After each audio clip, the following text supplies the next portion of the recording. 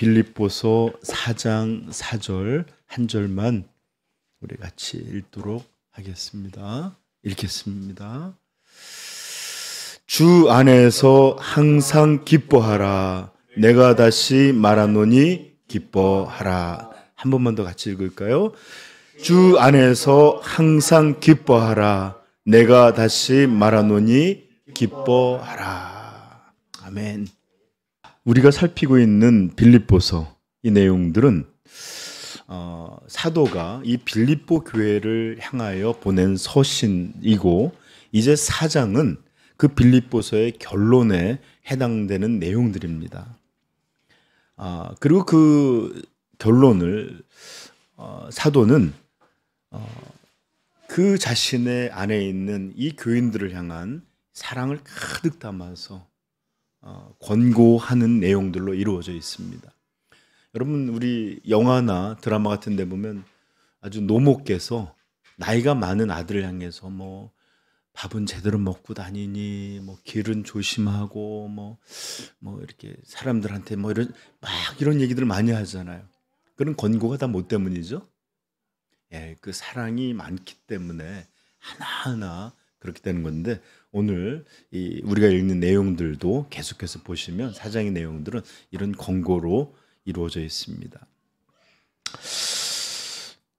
종종 기독교 신앙 안에서 진리를, 하나님을 찾기를 원하는 구도자들과 또 초신자들은 종종 이런 질문들을 해요.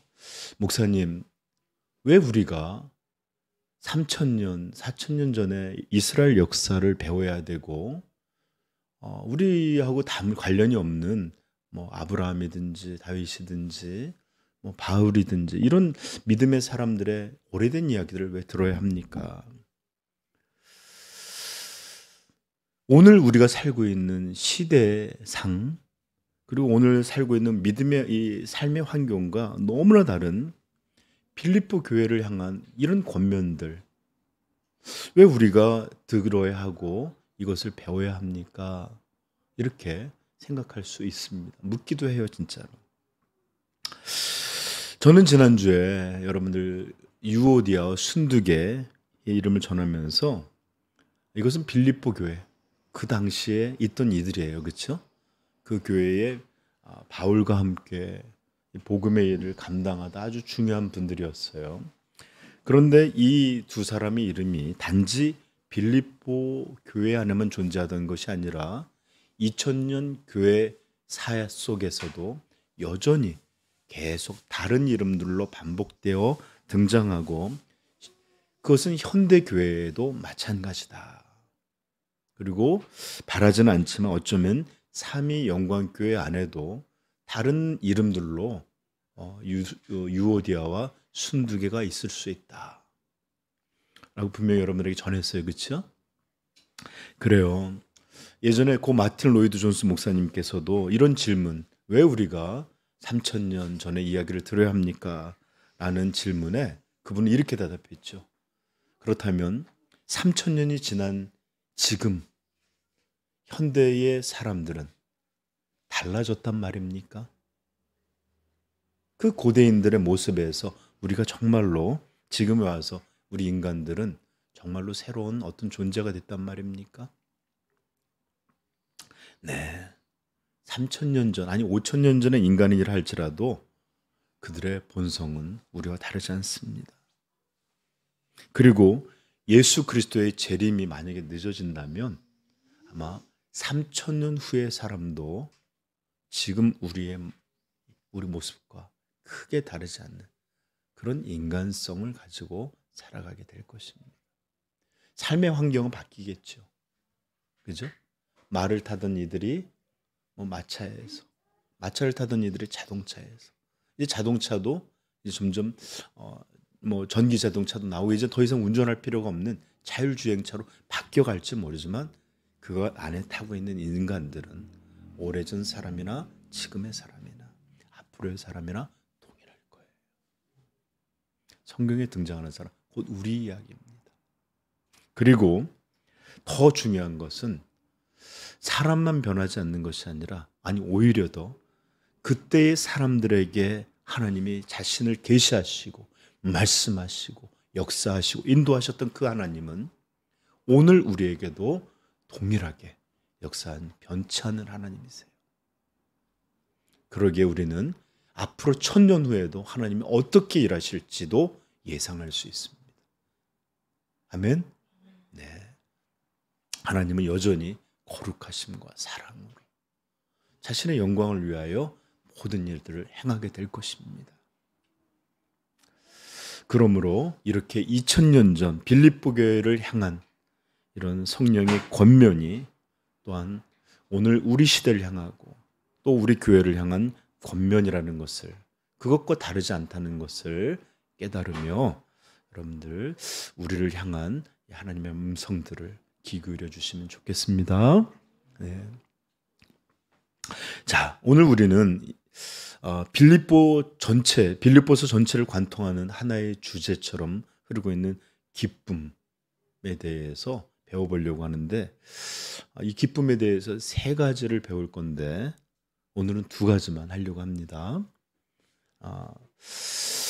여러분 아시지만 사도 바울은 유독 이 빌립보서를 보내면서 기쁨에 대한 말을 많이 사용했어요. 그러다 보니까 빌립보서를 기쁨의 서신이다라고 부르기도 하고, 또 마지막 이 권면의 말에서도 너무나 사랑 넘치는 권면 가운데서도 그가 이렇게 강조하고 있는 게 뭐예요? 주 안에서 항상 기뻐하라. 끝나도 좋은데 내가 다시 말하노니 기뻐하라. 이러면서 거듭 강조해서 이렇게 기쁨을 권하고 있고 명하고 있는 것입니다. 그래서 저는 여러분들과 이것에 대해서 살펴보려고 해요. 자, 여러분 저 좀 보십시오. 이제는 성경 안 보셔도 됩니다. 여러분 정말 잘 아시듯이 제가 참 많이 말씀드렸으니까 저는 한때 암 환자라는 소리를 들어야 됐고 중증 환자라는 이 카드가 있어요. 이제 그걸 받아야만 보험도 더 할인이 되고 그래서 암 환자였던 적이 있습니다. 몇 번을 거친 수술도 있었고 재발도 있었고 또 수술 못지않게 힘들었던 항암 치료의 과정도 있었고, 이렇게 병원에서 이렇게 치료와 관련된 일들이 있었을 뿐만 아니라 삶에서도 뭐가 암에 좋다더라 그래서 선물도 차가버섯을 받기도 했었고, 또 음식도 뭐가 좋다더라 그래서 또 그것을 너무 또 먹다가 위가 경련이는 빵꾸가 난 적도 있었고, 몰라서요. 그냥 무조건 많이 먹으면 좋은 줄 알고 먹다가 또 운동을 해야 된다 그래서 열심히 또 산을 헤매기도 하고, 이렇게 암을 이겨내는데 이렇게 집중해서 조금 살아왔던 기간이 있었습니다. 그러다 보니까 여러 가지 건강 소식, 암에 관련된 이런 내용들을 많이 들었는데, 그 중에 하나가 굉장히 특이한 치료법이 있었는데 그게 바로 웃음 치료라는 게 있었어요. 제가 전에도 여러분한테 한번 말씀드렸던 것 같은데, 여러분 아십니까? 사람이 스트레스를 받으면 우리 몸에서 독성 물질이 나온대요. 막 화가 나든지 스트레스를 받으면 몸에 독성 물질이 나와서 몸을 조직조직해하게 하기도 하고, 막 몸을 여러 가지 이렇게 부작용을 일으키는 이런 물질들이 흘러나와서 크게 건강을 해친대요. 그래서 스트레스가 그냥 심리적인 게 아니라 정말 육체적으로도 그런 큰 해를 끼친대요. 반대로 또 웃게 되면 우리 몸에 좋은 성분들이 막 흘러나온답니다. 그래서 특별히 그 막 이렇게 웃을 때 나오는 이런 성분들이 항암 효과가 있어서 웃으면 암을 이겨낼 수 있다. 그래서 이런 강의를 제가 한번 들은 적이 있는데, 먼저 웃음 치료사, 웃음 강사가 앞에 나와서 웃기 시작합니다. 막 박장대서 너무 잘 웃어요. 훈련이 돼갖고. 그러면 그 뒤에 있는 군중들이 그분을 따라서 웃는 것도 저 좀 보세요. 이건 보셔야 되는, 하하가 아니라 막 이렇게 몸을 다 써가면서 막 이렇게 웃어야 되는 거예요. 이렇게 15분 정도를 막 크게 웃으면 우리 뇌는 의외로 약간 좀 바보 같은 게 있는데 진짜 즐거운 일이 있고 즐거워서 웃는 것과 아니면 이렇게 그냥 효과를 위해서 웃음을 그냥 막 이렇게 인위적으로 만들어내는 것을 구별하지 못하고 아, 얘가 지금 기뻐하나 보다, 좋은 일이 있나 보다 해서 좋은 성분을 막 몸에다 뿜어낸대요. 그래서 만약에 이런 성분들을 정제해서 약으로 만들 수 있다? 그럼 수백만 원이 넘는 그런 영양제를 만들 수 있을 것이다. 라는 이제 그런 거예요. 저는 그거를 하려고 해봤는데 잘 안 되더라고요. 혼자 막 하는 자괴감이 들어요. 내가 살자고 이렇게 이런 것까지 혼자 이래야 되는 건가? 근데 여러분들 이런 웃음 치료처럼 많은 기독교인들이 성경에 명하고 있고 등장하고 있는 기쁨을 이런 방식들로 이해하는 경우가 참 많은 것 같아요. 웃을 이유가 없고 웃을 정말 즐거워할 만한 그런 이유가 없는데도 몸의 건강을 위해 그렇게 박장대소하듯이 우리 기독교인도 우리 마음에 기뻐해야 될 분명한 이유나 근거가 없는데도 불구하고 기뻐하라고 하니까 이게 성령의 명령이니까 그 명령에 따라서 기뻐하려고 하는 거예요. 자, 저 좀 보세요. 예배 시간에 우리 기쁘게 찬양하십시다. 기쁨의 얼굴로 나와 있읍시다. 그러면 여러분들 억지로라도 흉내를 내주죠. 그렇죠? 이게 마치 특별한 그런 것이 없는데 그렇게 해야지만 좋다고 하는 그런 것처럼 행할 때가 있어요. 저는 여러분 아시지만 수양관에 있다 보니까 다른 교회들이 집회를 하는 수많은 것들을 많이 봤어요.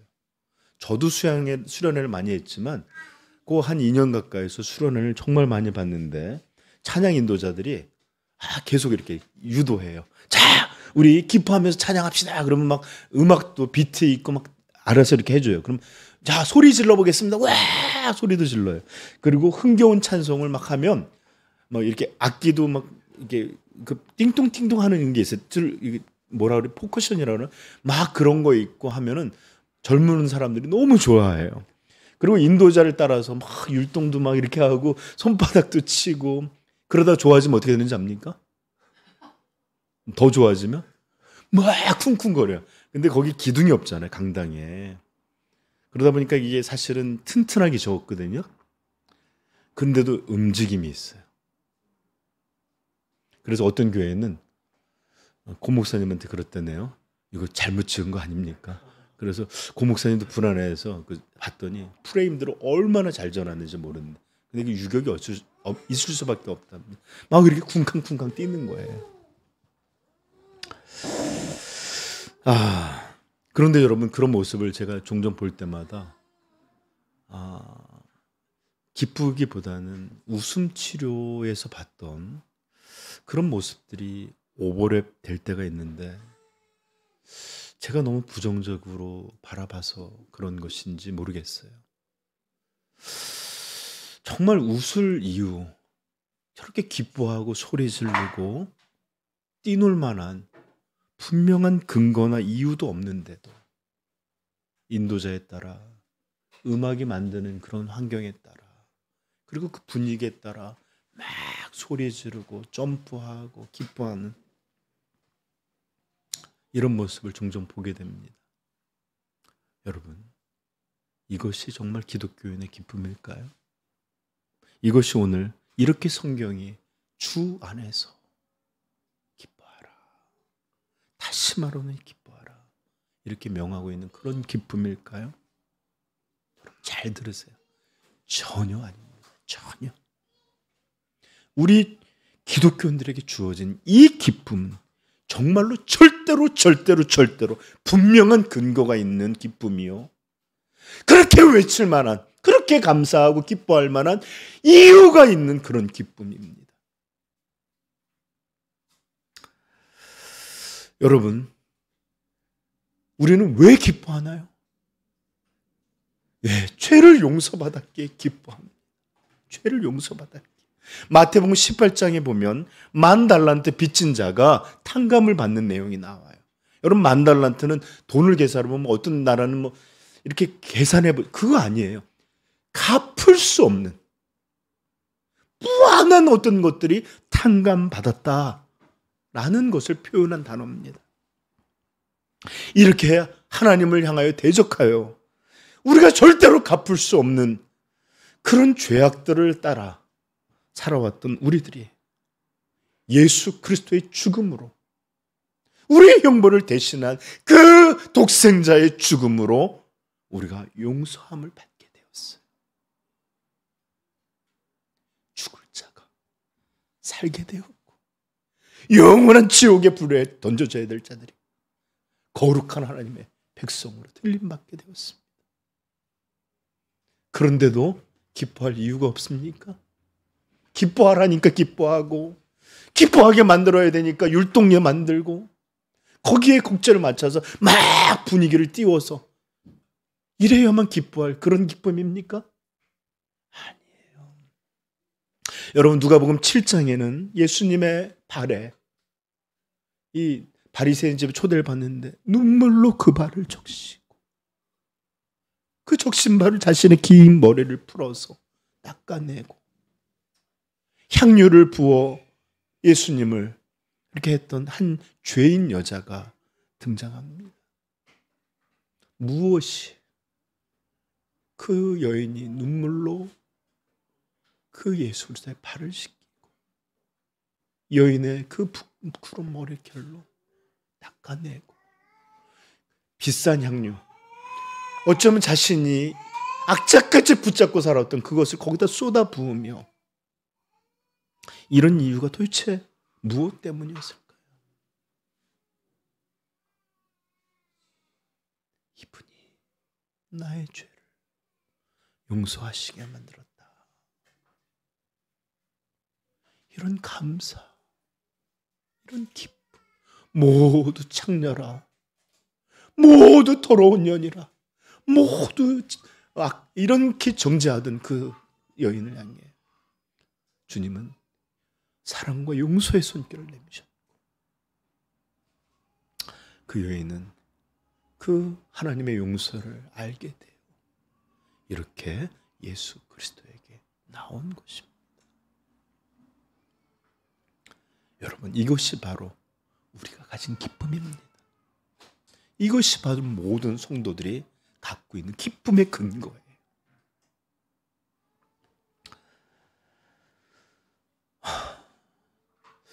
여러분, 우리는 예수 그리스도 안에서 하나님의 자녀가 되었기에 또한 기뻐합니다. 그냥 용서함 받고 멀어진 것이 아니라 마치 내가 아버지의 집에 돌아가리라, 나를 그냥 집에 종들의 하나로 보소서, 이렇게 돌아갔는데 그 아버지는 기쁨으로 달려와 그를 안아주시면서 다시 한번 아들의 자리를 품어주시는 그런 사랑의 아버지이시고, 그분이 우리 하나님이십니다. 그러므로 우리는 그분이 우리를 받아주셨기에 기뻐합니다. 다시 말씀드리지만 죄인에게는 영원한 심판밖에 없어야 마땅하지만, 하나님은 독생자를 우리에게 주셔서 그분 안에서 우리를 양자로 삼으시고 하나님과 아버지와 자녀됨의 화목의 관계를 얻도록 우리에게 허락해 주셨어요. 그래서 이제 우리는 하나님을 아버지라 불러요. 오늘 찬양에서도 하나님 아버지라 부르죠. 하나님을 아버지라 부를 수 있기에 우리는 기뻐하는 것입니다. 이유 없이 그냥 하는 거 아니에요. 여러분, 또한 우리는 영원한 구원을 받았기에 기뻐합니다. 이미 얻은 구원만이 아니라 이 구원이 영원한 것이기에 기뻐합니다.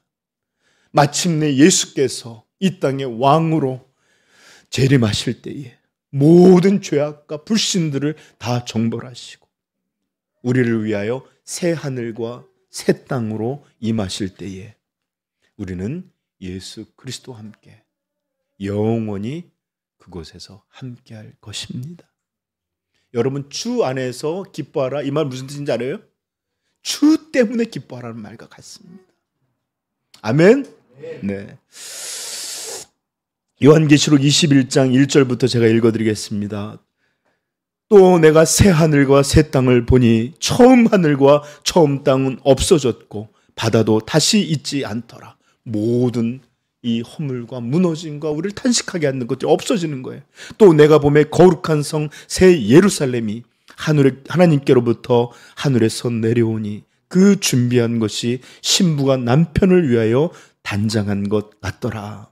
내가 들으니 보좌에서 큰 음성이 나서 이르되 보라, 하나님의 장막이 우리들과 함께 있음에 하나님이 그들과 함께 계시리니 그들은 하나님의 백성이 되고 하나님은 친히 그들과 함께 계셔서 모든 눈물을 그 눈물에서 닦아주시니 다시는 사망이 없고 애통하는 것이나 곡하는 것이나 아픈 것이 다시 있지 아니하리니 처음 것들이 다 지나갔음이로라. 아멘. 이런 게 우리에게 있는데 우리가 그냥 웃어야 되니까 웃고 기뻐야 되니까 기뻐, 이런 거 아니에요. 분명히 기뻐할 이유가 있는 것입니다. 여러분, 때로 우리가 이 기쁨을 잃어버리고 자꾸 하는 것은 우리의 소망이 하늘을, 이 땅을 넘지 못하기 때문이에요. 한 번도 하나님은 이 땅에 있는 소망들을 소망으로 여기게 하지 않았었어요. 설령 그것을 얻는다 치자, 치워보십시다. 그게 만족감 줄까요? 아니에요. 또 다른 게 보여요. 예전에는 그저 월세만 벗어나서 어디 안정적인 걸 원했는데 또 전세로 살다 보면 또 남들 갖고 있는 게 보여요. 큰 거 바라지 않아요. 집 하나 주세요. 집 살다 보면 아파트 사는 게 보여요. 아파트 살다 보면 저기 환경이 더 좋은, 점점 만족, 이 땅의 것들 우리에게 절대 만족, 기쁨 주지 않습니다. 어떤 것을 얻어요? 우리가 영원에 있대요. 소망하지 못하기에. 그래서 우리는 항상 원망하게 되고 기쁨을 빼앗기고 이렇게 되는 거예요. 그러므로 성경이 우리에게 명하는 것처럼 우리의 소망함을, 기쁨을 영원에 하늘에서 얻게 되기를 축복합니다. 이런 일들 빼앗기지 않아요. 성도요, 정말로 우리는 기뻐할 이유, 기쁨의 근거를 가진 사람들입니다. 아니, 이 정도가 아니라 반드시 기뻐해야 하고 기뻐하지 않는다면 오히려 이것은 온전한 것이 아니고 어쩌면 죄가 되는 것인지도 모릅니다. 그러므로 제가 말하는 거예요. 기뻐하지 않는 예배 아니다. 하나님을 향하여 나와서 즐거워하지 못하는 것, 그냥 평범한 예배, 이거 온전한 것 아니다. 그러므로 여러분들, 우리 예배는, 우리가 살아있는 날 모든 날의 예배는 정말 하나님을 기뻐하는 진정한 기쁨 속에서 드려지기를 결단하십시다. 네. 그리고 그렇게 안 되는 마음을 자꾸 때리세요. 도대체 왜 그래요? 소화가 안 돼. 아니요. 내 마음이 굳어졌어. 기쁨이 흘러나오질 않네요. 이 완악한 마음을 어찌하죠? 이렇게 두들기면서 하나님 앞에 나아간다면, 저는 여기 서너 명이 앉아있는 건 문제 아니에요. 1000명이 있어도 그냥 껍데기만 있는, 난 그런 예배 바라지도 않고 하나님도 기뻐하지 않으세요. 하나님은 제사와 번제를 기뻐하지 아니하신다, 분명히 말씀하셨어요.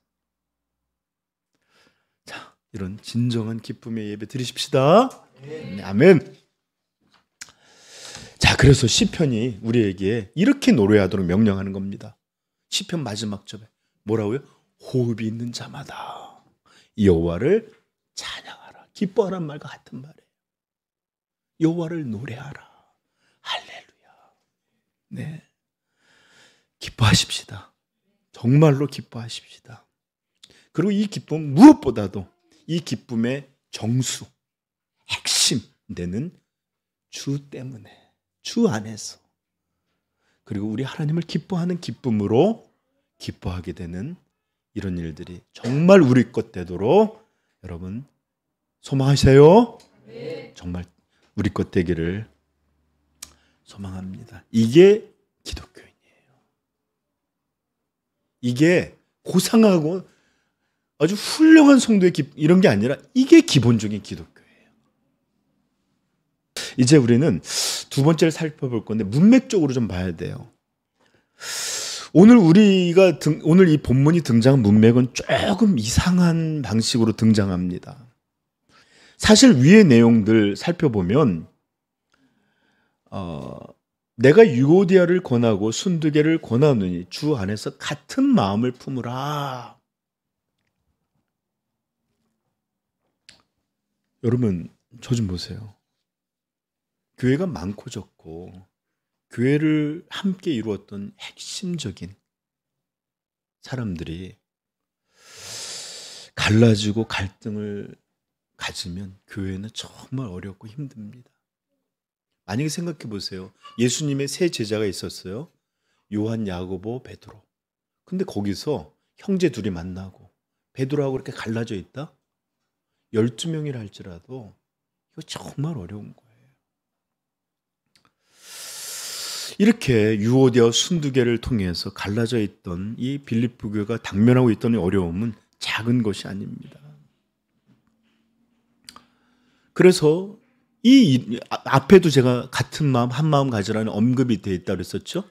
이렇게 실명으로 이름이 언급될 만큼 이들의 갈증은 현저하게 물밑에 있었던 게 아니라 현저하게 드러날 만한 그런 교회의 어려움이었다고요. 그런데 갑자기 앞의 내용을 전혀 잊어버린 사람처럼 이제 전혀 다른 분위기와 전혀 다른 톤으로 전혀 다른 것을 명하고 있습니다. 주 안에서 항상 기뻐하라. 내가 다시 말하노니 기뻐하라. 뭐 그렇다고 그 중간에 특별한 내용이 더 포함되어 있는 것도 아니에요. 만약에 문맥적으로 여기 등장해야 될 말이 있다면 어떤 걸까요? 여기 3절을 우리 읽어봅시다. 4장 3절. 또 참으로 나와 멍에를 같이 한 내게 구하노니 복음에 나와 함께 힘쓰던 저 여인들을 돕고 또한 글로멘드와 그 외의 나의 동역자들을 도우라. 그 이름들이 생명책에 있느니라. 자, 이런 말씀을 하고 난 다음에 앞의 내용과 연결한다면 유오디아 순두개에게 같은 마음, 한 마음, 이제 갈등을 끝내고 이제 주 안에서 하나가 되라. 이런 얘기를 한다면 이제 그 문맥적으로는 그러므로 너희는 회개하라. 이제 너희는 다시 첫 번째 이 사랑을 기억하고 제일 첫 번째 은혜를 기억해서 본래의 모습으로 돌아오라. 이런 명령이 주어져야 되잖아요. 근데 갑자기 기뻐하라. 주 안에서 그것도 그냥 기쁨이 아니에요. 항상 기뻐하라. 이렇게 말하고 있는 거예요. 왜 그런 걸까요? 왜? 그것은 저 좀 보세요. 교회의 갈등과 어려움, 심지어 고통스럽게 하는 것이나 박해나 장애 이런 문제가 분명히 있다 할지라도 이 모든 것들을 사소한 것으로 만들어버리는 압도적인 기쁨의 이유가 있기 때문인 것입니다. 아멘. 제가 아까도 얘기했지만 교회의 어려움들, 갈등들 절대 작은 일 아니에요. 그러나 여기 위에 3절에 보면 뭐라고 그러죠? 그 이름들이 생명책에 있느니라. 나뉘어져 있고 서로 분쟁할지도 모르겠고 여러 가지 교회는 어려움이나 환경이나 가난 이런 거 있어요. 그러나 우리 모두가 예수 그리스도와 함께 구원받아 같은 생명책에 기록되어 있는 거 아니냐? 이 엄청난 구원과 이 엄청난 은혜와 이 엄청난 기쁨에 비하면 나머지 것들은 분명히 존재하는 것이지만 중요한 건 아니고 사소하고 가벼운 것, 지나지 않는다 라는 것 때문에 이렇게 다시 기쁨을 외칠 수 있는 것입니다. 여러분, 우리가 존귀 영광 모든 권세 주님 홀로 받으소서. 멸시천대 십자가는 제가 지고 가오리니. 무엇이 이렇게 멸시천대, 우리 그렇게 싫어하잖아요, 그렇죠? 이런 것들을 그냥 존귀함을 받기를 원하고, 우리 기도했지만 내 왕국과 내 행복과 내 영광과 자기 이런 것들을, 이 자아를 깨트려내고 나는 어찌돼도 좋으니 주님만 영광 받으소서. 이런 고백을 하게 만드는 것이 도대체 뭡니까? 다시 한번 말씀드릴게요. 압도적인 하나님의 사랑, 그것에 대한 체험, 그것이 만드는 감사, 그것이 만드는 기쁨, 바로 이런 압도적인 것들이 있기에 나머지 것들을 사소하게 만드는 것입니다. 예수 그리스도의 영광에 사로잡히면 자아가 사소해져요.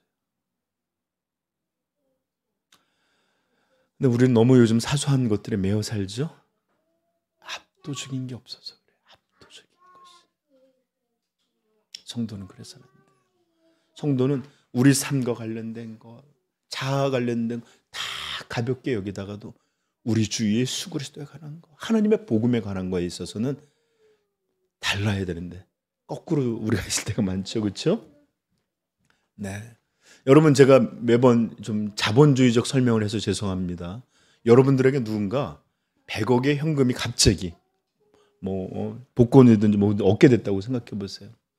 그럼 몇천 원 더 얻겠다고, 그럼 몇만 원 더 손해 안 보겠다고 그냥 멱살 잡고 아웅다웅하는 그런 싸움 싸울까요? 그렇게 살아왔어도 갑자기 돈이 생기면 아이고 참 사소하게들 산다, 이렇게 생각하지 않을까요? 여러분, 이것이 돈만의 문제겠어요? 네? 우리 없을 때는 정말 몇천 원 더 갖는 거, 몇만 원 손해보는 거. 여러분, 인터넷도 저도 보니까 뭘 물건을 샀는데 1,000원이라도 더 싼 게 또 딴 데 보면 그렇게 아까워요. 네? 근데 만약에 제가 정말 100억대 현찰을 갖고 있는 그런 사람이라면 이런 게 무슨 의미가 있겠어요? 그렇죠? 이것은 돈만의 문제가 아니라 사랑도 그렇고 영광도 그렇고 삶의 모든 문제가 그렇습니다. 압도적인 어떤 것을, 영광이든지 압도적인 사랑을 받는 것이든지 이런 압도적인 것이 있으면 이 작은 것을 얻으려고 하는 이런 악착 같은 욕심들에서 벗어나게 돼요. 기쁨과 여유, 이런 것들이 지배하게 돼요. 여러분, 한번 생각해 보세요. 거꾸로도 마찬가지예요. 내가 죽을 병에 걸려 있어요. 아까도 앞 얘기했지만 그렇게 해서 수술해서 이게 재발이 되니 안 되니 사네 못 사니 하고 있는데 어떤 사람이 와서 여기 손에 손톱이 깨져서 너무 아파요, 여기 긁혔는데 피가 났어요, 이러고 있다고 쳐보세요. 이런 거 눈에 들어오지도 않을 거예요.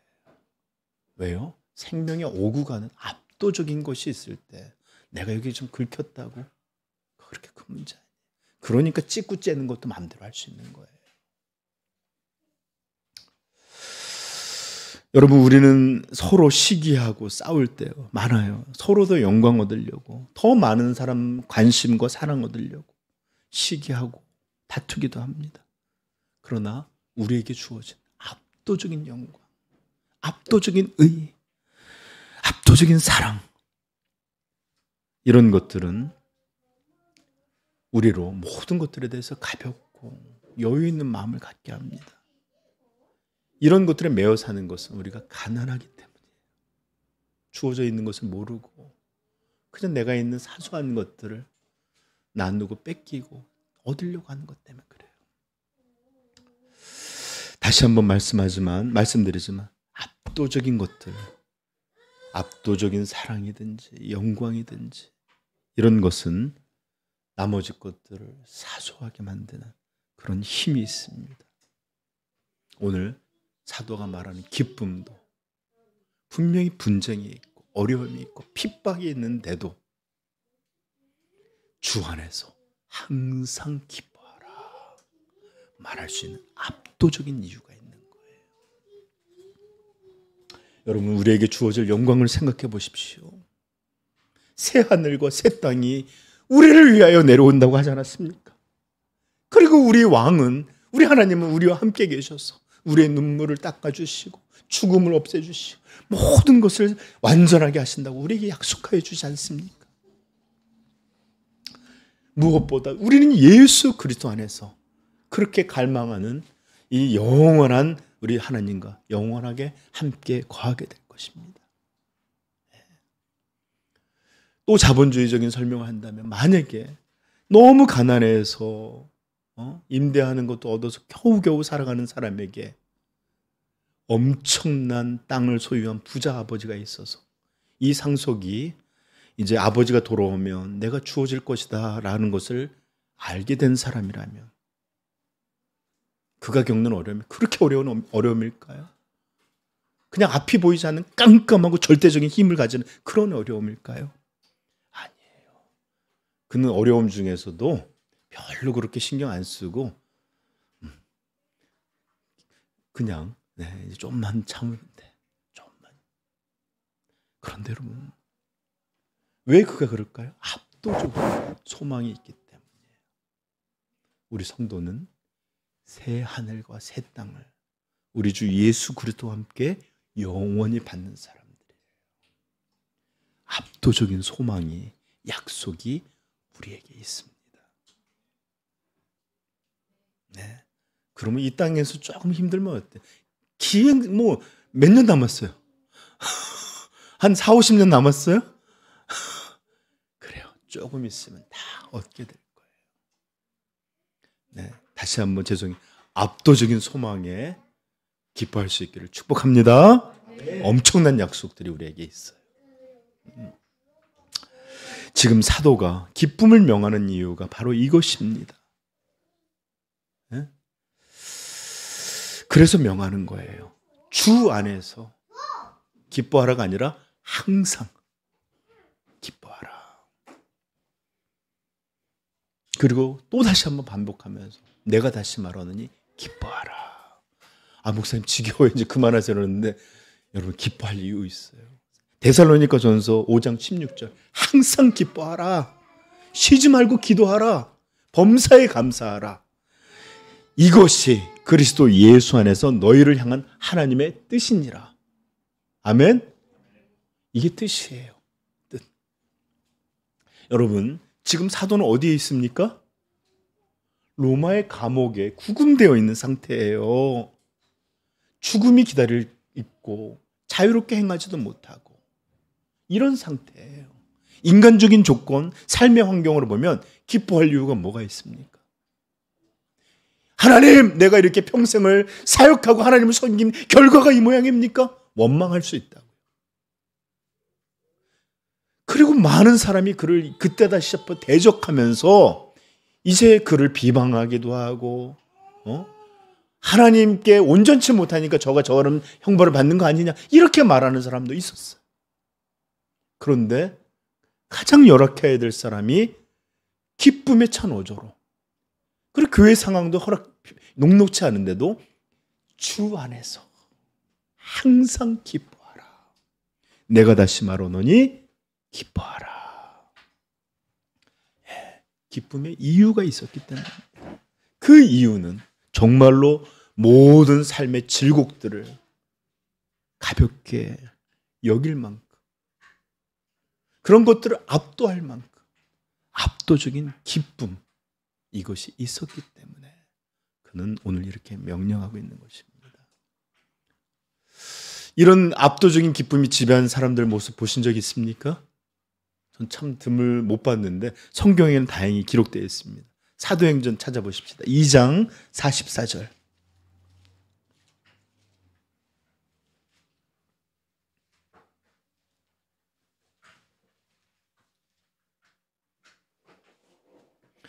(44절부터) (47절까지) 우리 큰 소리로 또박또박 읽읍시다. 믿는 사람이 다 함께 있어 모든 물건을 서로 통용하고 내 재산과 소유를 팔아 각 사람의 필요를 따라 나눠주며 날마다 마음을 같이하여 성전에 모이기를 힘쓰고 집에서 떡을 떼며 기쁨과 순전한 마음으로 음식을 먹고 하나님을 찬미하며 또 온 백성에게 칭송을 받으니 주께서 구원받은 사람들을 날마다 더하게 하시니라. 아멘. 우리는 믿음 생활하면서도 너는 너 거는 너 거는 내 건 내 거예요. 그리고 수련회 같은 데 가서 우리 한번 해보자 그래서 해보지만 다음날 다시 다 돌려주고 받고 해요. 안 이루어져요. 그렇죠? 여러분 여기 등장하는 사람들은 자기 것도 챙기지 못할 정도로 바보고 또 소유욕이 없는 사람들이거나 아니 미쳐버린 사람들의 묘사입니까? 아니에요. 이들도 누구보다 자기 자신을 사랑했고 그러하기에 자기의 소유에 대해서 집착하고 애착을 갖고 모으고 내 것을 가지려고 했던 그런 동일한 우리들과 같은 사람이었어요. 그러나 이들이 예수 그리스도를 듣게 되었고 그 압도적인 사랑과 그 은혜의 복음을 믿게 되자 이전까지 그렇게 붙잡고 있던 것들이 다 힘이 빠져버리고 하나님의 사랑이, 그의 은혜가, 기쁨이, 감사가 그들을 지배하기 시작합니다. 독생자도 아끼지 아니하시고 우리 죄인들을 향해서 주신 그 하나님의 엄청난 이 놀라운 사랑, 그 은혜, 이 터무니없는 구원을 얻게 되니까 이제 그들이 붙잡고 있던 이런 것들이 다 손놓아지고 이게 무슨 의미가 있으랴. 그 모습이 바로 여기 등장한 거예요. 이게 교회입니다. 이게 교회예요. 그리고 그들을 이렇게 만든 이 복음, 지금 우리가 듣고 있는 복음과 똑같은 복음이에요. 똑같은 예수 그리스도세요. 똑같은 아버지세요. 이런데도 우리는 기뻐하지 못할까요? 이런데도 우리는 여전히 사소하고 여전히 가벼운 문제들, 여전히 자아의 문제들, 여전히 이 땅의 문제들, 여전히 내 삶, 이런 것들 속에서 기쁨을 빼앗기고 학착같이 그것들을 하려고 이렇게 살고 쉽사리 신앙 안에 있었던 이런 기쁨들, 감사들을 상실하게 되는 이런 일들을 겪는다면 이것은 예수 그리스도의 복음을 믿어 구원받은 우리 성도들의 바른 모습은 절대 아닙니다. 물론 저는 인생의 수많은 문제들이, 신앙의 장애들이 결코 작은 게 아니에요. 물질의 문제 작지 않습니다. 관계적인 어려움 분명히 커요. 건강을 망치든지 수많은 문제들. 이거 정말로 저는 작은 어려움과 고통이 아니라는 것을 알아요. 왜냐하면 저도 힘드니까요. 이런 문제. 그러나 우리에게는 이런 모든 것들을 가볍게 여기고 사소하게 만드는, 정말로 항상 빼앗기지 않는 기쁨을 가질 그런 기쁨의 이유, 그런 이유가 우리 성도에게 있음을 여러분 모두 깨닫게 되기를 축복합니다. 네, 그럴 때 우리는 항상 기뻐하는 참된 성도가 될 것입니다. 저는 이번 주에 조금 좀 마음이 좀 어려운 일들이 참 많았어요. 교회 이런 이제 인테리어도 해야 되고 또 수많은 문제들을 할 때 계속 신경이 쓰이더라고요. 마음도 좀 어렵고. 근데 어느 순간 마음이 바뀌었어. 이 모든 것들 다 기뻐할 거 아니야? 교회가 있으니까 이런 것이고 성도들이 있으니까 이런 것이고 또 우리가 또 할 수 있으니까 신경 쓰는 거지. 지금 우리가 할 수 있는 거 모든 게 다 기뻐할 것뿐이잖아요. 여러분 그거 기억하십니까? 우리가 서 있는 이 모든 터전은 우리가 삶도 신앙도 모든 삶, 우리 성도에게는 기쁨의 대지 위에 심겨진 것들이에요. 그럴 이유, 그런 압도적인 것 우리에게 주어져 있습니다. 그러므로 우리는 항상 기뻐해야 합니다. 정확히 이 말을 표현하면 우리는 영원히 기뻐해야 하는 것입니다. 그리고 더 엄밀히 말한다면 기쁨과 감사 외에 다른 어떤 것을 가질 수 없는 사람들, 그 사람이 바로 누구다? 우리 그리스도인들입니다. 이제 말씀을 맺히면서 우리 하나님의 성령께서 저와 여러분에게 이런 복음의 놀라운 영광과 능력을 깨닫게 해주시사 주 안에서 주 때문에 항상 기뻐한 그런 삶이 우리 성도들 가운데 충만하기를 축복합니다. 기도하겠습니다.